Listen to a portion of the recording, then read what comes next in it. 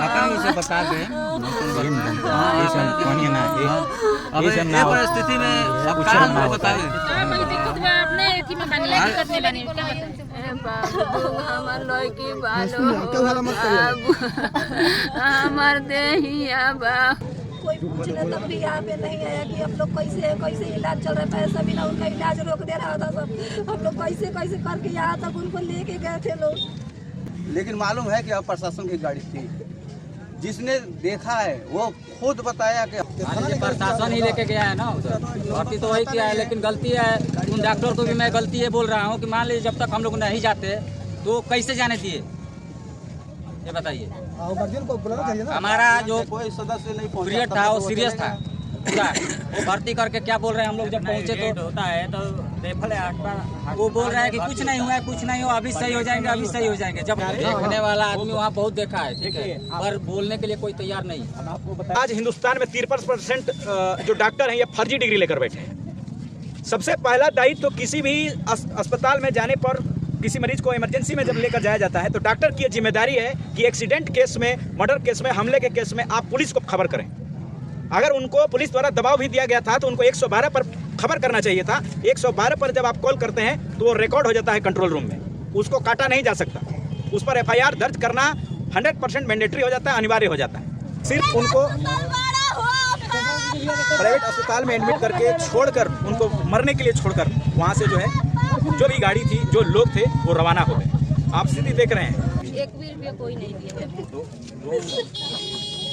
हम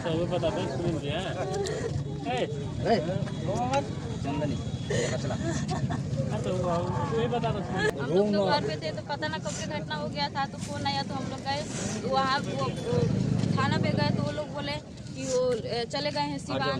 तो मेरे घर का लोग चला गया था सिवान, और वो लोग भर्ती किए थे यहीं पे मैरवा में।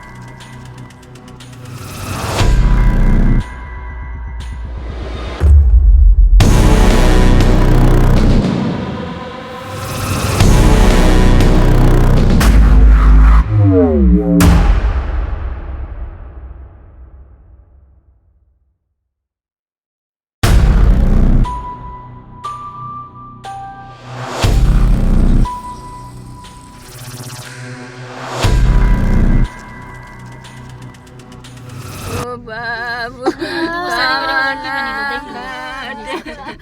नागिनो बाबू हमारा जिंदगिया के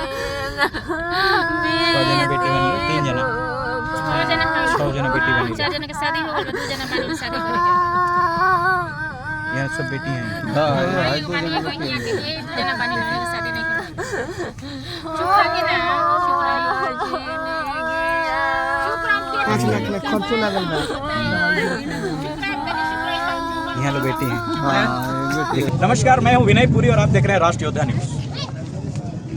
31 दिसंबर 2023 को मैरवा के नई मंडी में मेन रोड पर एक घटना हुई। श्री बलिंदर राम जो एक कोलार का काम करते थे, ऐसा बताया जा रहा है और कई जगहों से ये पुष्टि की गई है। कई लोगों द्वारा ऐसा बयान दिया गया है कि प्रशासन की गाड़ी द्वारा उनको जोरदार टक्कर मारी गई। वो रोड पर गिरे और गिरने के बाद से उनको एक प्राइवेट अस्पताल में मैरवा धाम के पास एडमिट कराया गया। उसके बाद उन्हें सिवान रेफर किया गया, देवरिया रेफर किया गया और फिर वहाँ से वो गोरखपुर में इलाजरत थे। इलाज के दौरान कल लगभग 11 बजे सुबह उनकी मृत्यु हो गई। हम उनके घर पर यहाँ खड़े हैं। पीछे आप जो देख रहे हैं ये बलिंदर राम जी हैं। इनकी उम्र लगभग 60 से 65 वर्ष थी। पुलिस की गाड़ी द्वारा ये घटना हुई। 2 जनवरी को हमने आपको ये न्यूज़ दिखाया। इनके घर पर हम आए कई लोगों के बयान भी हमने आपको दिखाए। हमने ये भी आपको बताया कि इनकी स्थिति कितनी दयनीय है, कितने गरीब हैं, एक निम्न वर्ग के मजदूर हैं और इनके इलाज में लगभग 3 से 4 लाख रुपए खर्च हो चुके हैं। इस पर अभी तक प्रशासन द्वारा कोई कार्रवाई नहीं की गई है। किसी बड़े नेता द्वारा इस पर पुरजोर तरीके से आवाज़ नहीं उठाया गया। एक गरीब व्यक्ति को कोई गाड़ी मारकर चली जाती है और उस पर आवाज़ उठाने वाला, उस गरीब के परिवार की या उस गरीब की आर्थिक रूप से मदद करने वाला कोई आगे नहीं आता। कोई हाथ उठाकर नहीं कहता है कि हम हैं आपके साथ, हम आपकी मदद करेंगे। आज स्थिति ये है कि इनकी मृत्यु हो चुकी है, इनके परिवार को पालने वाला कोई नहीं है। उस दिन भी हमने उनकी बहू से, उनके पतों से बात की और आपको दिखाया कि कितनी दयनीय स्थिति है, कितने गरीब हैं ये लोग। और ये कल्पना करना भी बहुत मुश्किल है कि किस स्थिति में कितनी मुश्किलों का सामना करके इन्होंने 3-4 लाख रुपए व्यवस्था करके, जुगाड़ करके इनके इलाज में खर्च किया होगा। आगे कार्रवाई इस पर की जा रही है। एक FIR दर्ज करने के लिए आवेदन दिया जा चुका है मेहरवा थाने में। कल स्थानीय विधायक श्री अमरजीत कुशवाहा भी यहाँ आए थे देखने के लिए। उनके द्वारा भी सहयोग की, सपोर्ट की आश्वासन दी गई है। लेकिन सबसे बड़ा सवाल है कि गरीबों का साथ इस तरह कब तक होता रहेगा, मजदूरों के साथ इस तरह कब तक होता रहेगा। जब बात आम नागरिक की होती है तो हेलमेट के लिए पकड़ा जाता है, सीट बेल्ट के लिए पकड़ा जाता है, कार को ट्रिपल राइडिंग के लिए पकड़ा जाता है। लेकिन वहीं प्रशासन की गाड़ी अगर किसी मजदूर को मारकर चली जाती है, उसके बारे में खोज खबर करने वाला कोई नहीं, उसके बारे में पूछने वाला कोई नहीं है। यहाँ तक कि आज 31 तारीख से आज 10-11 दिन हो चुके हैं, लेकिन अभी तक पुलिस द्वारा, प्रशासन द्वारा ये पता नहीं लगाया गया कि वो गाड़ी कौन सी थी, उस गाड़ी का नंबर क्या है, उस गाड़ी में कौन सिपाही, कौन अधिकारी बैठे थे। प्रशासन के खिलाफ आवाज़ उठाना थोड़ी मुश्किल है और मैं भी ये न्यूज़ कवर कर रहा हूँ। मुझे दूसरे पत्रकार ने बताया, दूसरे लोगों ने बताया कि उनकी उनमें हिम्मत नहीं थी कि प्रशासन के खिलाफ इस न्यूज़ को दिखा सके, इस न्यूज़ को आपके सामने, इस पूरी कथा को, कहानी को उजागर कर सके। इनके परिवार से अभी जो उनकी मनोस्थिति है वो पूछकर मैं उसका मखौल मजाक नहीं उड़ाना चाहता, लेकिन पूरा हादसा कैसे हुआ, क्या हुआ, ये जानने की हम लोग जरूर कोशिश करेंगे कि इनके मुख से ये बयान दे बताएं कि किस तरह ये घटना हुई और आज क्या स्थिति है।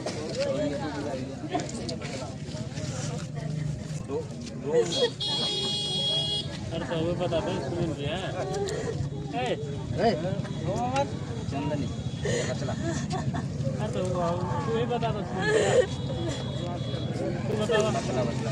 बोल वो दिन जौन कॉले रहले काका कॉले रहले ना काबले बतला। बताइए कि आपको किस तरह जानकारी है कि ये कौन सी गाड़ी थी, किसकी गाड़ी थी, पुलिस की थी या आम जनता की गाड़ी थी, किसकी गाड़ी थी, ये स्पष्ट रूप से आप जो है इसको आप बताइए।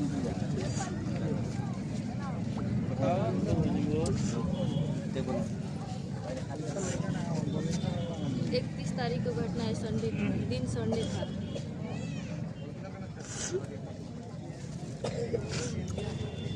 उसके बाद क्या हुआ, फिर आप लोग कैसे सूचना मिली, क्या हुआ?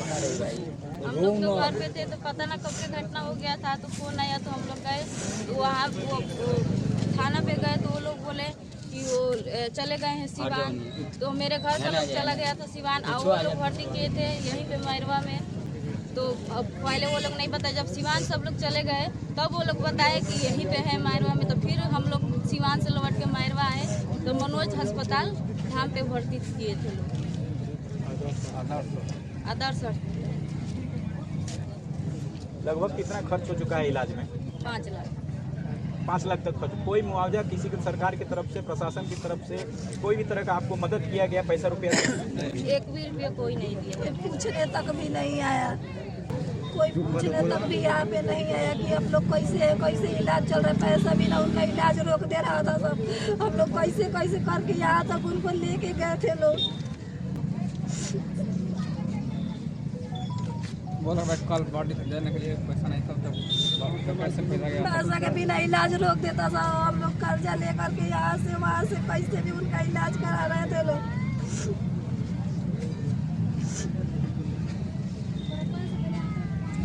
पूरे समय आईसीयू में ही थे। हाँ, आईसीयू से बाहर नहीं निकले, स्थिति गंभीर ही था। नहीं, पूरे दिन आईसीयू में रहे, एक भी दिन नहीं, आँख तक नहीं खोले एक भी दिन।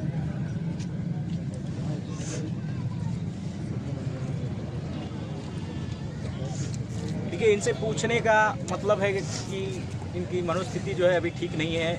जिस घर में मृत्यु हुई हो, कोई अपना गुजर गया हो, वहाँ पर किस तरह का सवाल पूछकर इनको और दुख हम नहीं देना चाहते। लेकिन सबसे बड़ा सवाल है कि किस तरह का छल किया गया है। इनको टक्कर मारी गई, इनको प्राइवेट अस्पताल में ले जाकर एडमिट कराया गया ताकि इंजरी रिपोर्ट ना बने। अगर सरकारी अस्पताल में गए होते, इंजरी रिपोर्ट बनी होती, उस पर जो है एक पुख्ता सबूत होता और एफआईआर के साथ जोड़कर वो बहुत बड़ा कामयाब एक सबूत बनता आगे कार्रवाई करने की। लेकिन ये चीज़ जो है, इसको छुपाने का प्रयास किया गया, इसको दबाने का प्रयास किया गया। ये एक तरह से सबूत मिटाने का प्रयास है, उसको दबाने का प्रयास। इस तरह की जो है घटना को यहाँ अंजाम दिया गया और सिर्फ उनको प्राइवेट अस्पताल में एडमिट करके छोड़कर, उनको मरने के लिए छोड़कर वहाँ से जो है जो भी गाड़ी थी, जो लोग थे, वो रवाना हो गए। आप स्थिति देख रहे हैं, ये बहुत ही हृदय विदारक है, बहुत ही दुखदायक है। इसके बारे में क्या आपको शब्दों में किस तरह आपको बयान करें।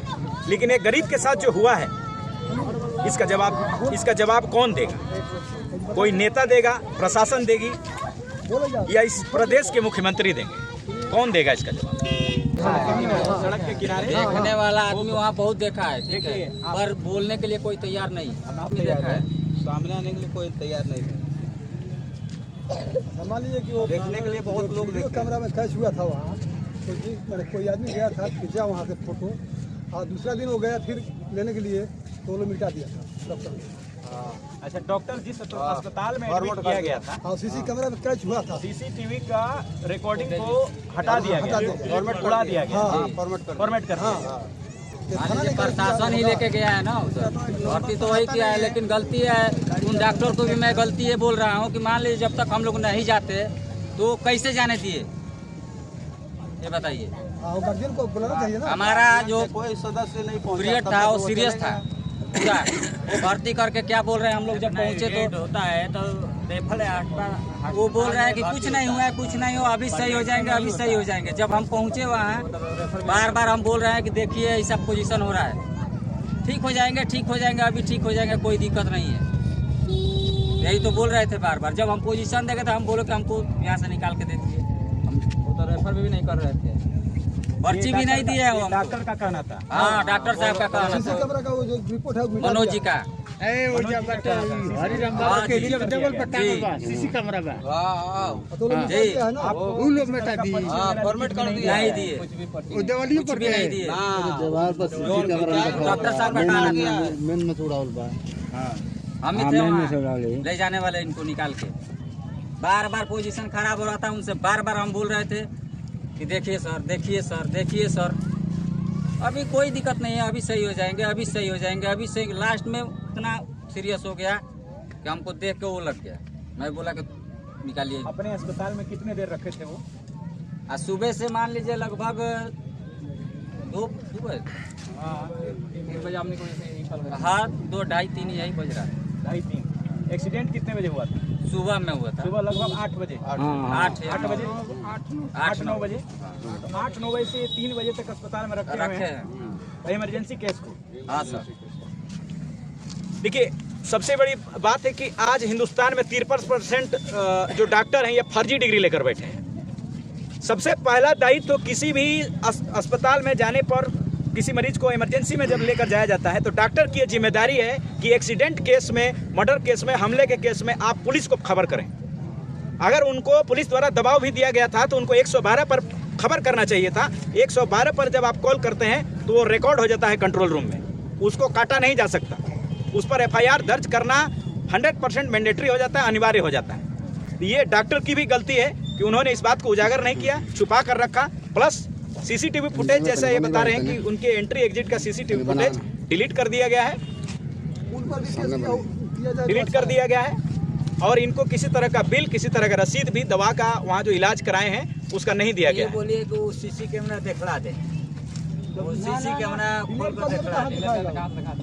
जैसे ना वो बोल रहे हैं कि डिलीट करके ये लड़का था वहाँ खत्म हो गया। सबसे पहले तो यही गया वहाँ। सबसे पहले हम वहाँ पे गए, ठीक है, हमसे बात हुआ, हम थाना पे यहाँ पहले फर्स्ट में यहाँ से गए तो थाना पे गए, उसके बाद थाना पे गए तो एक आदमी से भेंट हुआ वहाँ पे, तो नंबर आदमी को दिया मेरे चाचा को, तो बोला कि सीमान लेके गए हैं, तो बाद में बुझाता है सीरियस हो गया, तो बीच में रोक के मनोज डॉक्टर के पास वहाँ भर्ती कर दिया।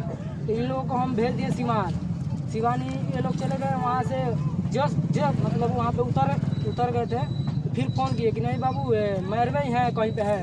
तो फिर हम दुकान पर से गाड़ी लेकर बताएं कि मनोज डॉक्टर में है, वहाँ पे गए तो वहाँ बताए, तो जैसे हम बाबा के धाम पे गाड़ी इस वक्त लगाए, ठीक है, गाड़ी लगाकर इस रोड पार कर रहे थे, प्रशासन उधर से अंदर से निकल गई और गाड़ी है जो उसका नंबर हम नहीं चिन्ह पाया, हमको नहीं पता था ना किस रंग की गाड़ी थी, हमको मतलब इतना नहीं पता था कि प्रशासन को गाड़ी से लगा था, नहीं तो हम फोटो वहाँ पे जरूर खींचते। तो उसके बाद इलाज कर दिया था, कर उसको मतलब ऐसे फेंक दिया था वो हॉस्पिटल में कि कोई उसका बुझा रहा है हटले ही नहीं है। हम गए उसको पूछे तो कोई नहीं बता रहा था, उसके बाद हम नाम बताए नहीं पता, फिर पूछा कि क्या हुआ है, तो हम बोले एक्सीडेंट हुआ है। तो बाद में नर्स लेके गई, दिखाई, हम चिन्हे, वहाँ हम बोले उनसे, तो दो टन बस बाबा बोले। उसके बाद हम वहाँ से चले आए तो वो बोला कि नाम पता लिखवा दो, तो हम नाम पता लिखवाए। वहाँ पे मनोज साहब डॉक्टर से मैंने बात हुआ, तो वो बोला कि बाबू देखो हमारा फर्ज है पहले इलाज करना, ठीक है।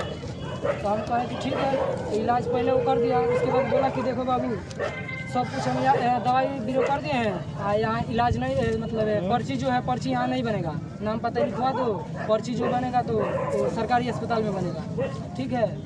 दूसरे दिन हमारे यहाँ के अथी हैं वो गए हैं वहाँ सीसी कैमरा के लिए देखकर वीडियो वहाँ पैसे आए हैं, उनसे डॉक्टर साहब से बात किया है, उनका रिकॉर्ड है, ठीक है। उसके बाद से वो बोले कि मोबाइल पे भेज दीजिए, तो वो बोला कि नहीं हो पाएगा, तो वो बोले पेन ड्राइव लेकर आएंगे। तो ये पेन ड्राइव लेकर गए 2 दिन के बाद, तो डॉक्टर साहब वो क्या किए सारा डिलीट करवा दिए, ठीक है। उसके बाद हम भी काम कर रहे हैं, एक सीसी कैमरा इधर है, वहाँ भी देख रहे हैं, छुट्टी हो जाएगा तो ठीक ही है। और 2 गाड़ी थी जो प्रशासन की गाड़ी थी, 2 गाड़ी थी, एक गुजर थी और एक भी और थोड़ा थी पुराना गाड़ी थी। वहाँ हॉस्पिटल जो अस्पताल है उसके अंदर जाने आने का वो तो दिखा होगा किसी बाहर के कैमरे में, वहाँ अगर कोई सीसीटीवी होगा कैप्चर किया तो पता चल जाएगा कि ये अस्पताल में गए हैं और निकले हैं। जैसे वहाँ गए हैं मंदिर पे है, जैसे मंदिर पे रुके हैं इस बगल हम, रुक के जैसे रोड पार कर रहे थे तो प्रशासन उधर से निकल गई। हमको इतना नहीं पता था कि प्रशासन को गाड़ी से लगा। तब उसके बाद वो बोले कि हम बोले उनसे ना कि ठीक है डॉक्टर साहब, मतलब ये बात जो हमसे बोले हैं हमारे चाचा आ रहे हैं, तो ये बात सब उनसे बता दीजिएगा। तो नंबर इनका नाम पता हमारे बाबा का वहाँ पे डायरी में उसके लिखवाए हैं, वो नर्स वहाँ पे लिखी है। ये पूरा बयान सुनकर एक और बात है, जो पूरा जब सीरियस हो गया था तो कोई सुन नहीं रहा था वहाँ पे, ठीक है। तो डॉक्टर साहब हमसे बोले हैं कि बाबू एगो मतलब थोड़ा सा कुछ भी अथी था चढ़ाने वाला, तो वो बोले वहाँ से, तो जाकर हम नर्स से बोले, तो नर्स थोड़ी देर बाद मतलब वो एक लगाई ऑक्सीजन, मतलब एथी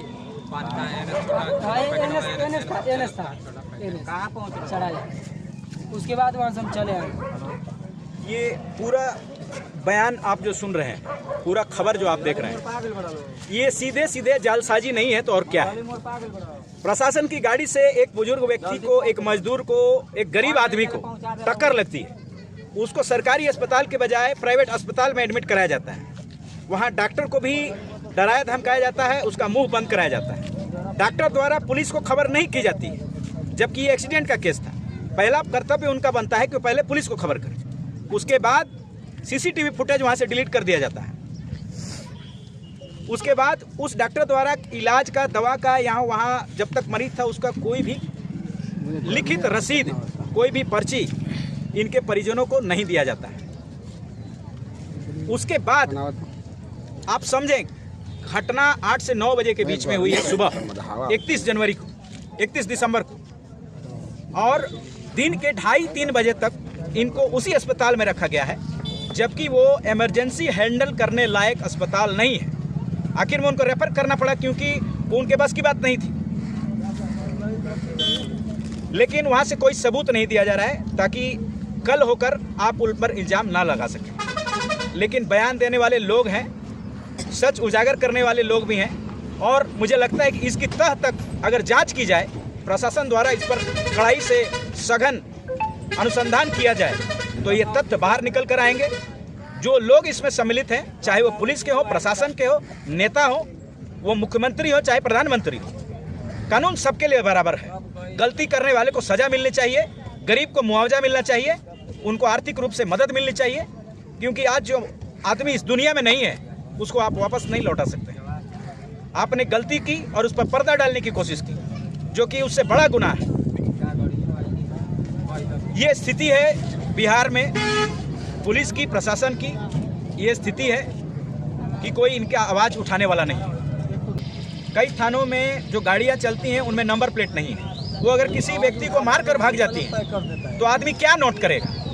चक्का का रंग देखकर तो बताया नहीं जा सकता है कि गाड़ी कौन सी है, वो तो नंबर प्लेट से ही पता चलेगा। तो इस तरह की लापरवाही पुलिस प्रशासन द्वारा की जा रही है, और जनता पर जब बात बनती है तो 2000, 5000, 10,000, 25,000 तक जुर्माना उनसे लिया जाता है। जुर्माना उनको भरना पड़ता है, मजबूरन उनको देना पड़ता है। लेकिन यही कानून उसी बराबरी से प्रशासन पर भी लागू होता है, पुलिस पर भी लागू होता है, नेता पर भी लागू होता है। इस देश के प्रधानमंत्री के गाड़ी पर अगर नंबर प्लेट है तो एक थाने के गाड़ी पर नंबर प्लेट क्यों नहीं होना चाहिए? इस प्रदेश के, बिहार के मुख्यमंत्री के गाड़ी पर अगर नंबर प्लेट है तो थाने के गाड़ी पर नंबर प्लेट क्यों नहीं होना चाहिए?